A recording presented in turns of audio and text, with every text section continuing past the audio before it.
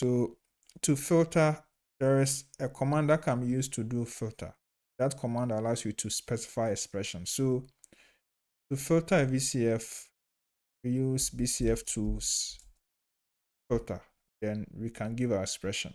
But before we continue, let's go to the bcftools page and look at how the bcftools filter command is used. So this is the bcftools filter page. So here we have a number of stuffs here. So for this tutorial, we will just use this flag here, the include expression. We will just look at 1 or 2 commands and that'll be it. So that's what we will do. So it allows you to specify some expressions that can be used to filter out. So let's look at some of the expressions here. So we have some expressions here. So you can just read more and then look at the examples here. Okay, so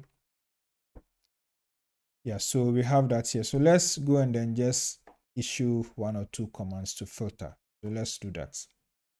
Okay, so we are here now. So what we are going to do is to filter and select variants that have a quality score greater or equals to 30. So we will do that here. So we will say bcftools filter. We say -I, and we give our quotes. We say qual greater or equals to 30. So this becomes our expression.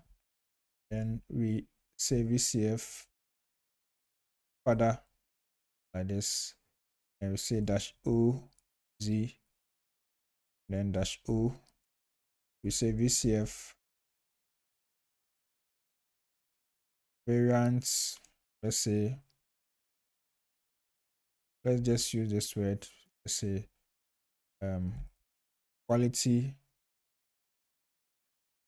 Now let's just use a different one. So let's say variants.filtered.vcf.gz.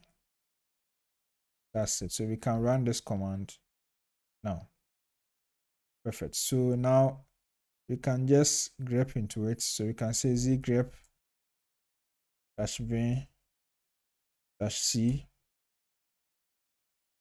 and we say what?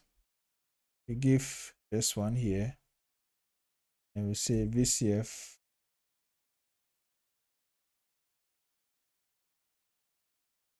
variant.filter.gz, and we can see that here. So you can see that this is the number of variants with quality greater or equals to 30. So this is a way to also filter out if you want to be stringent. Okay, so these are things you can do. So in a nutshell, there are lots of things you can do after you have called a variant and you have your VCF file. And the activities you can do will also depend on the number of samples you have. So if it's a single sample, there are things you can do. If you have multiple samples, there are stuff you can do. So you always have to read papers, look at the best practices, and look at examples, and that will help you to analyze your data.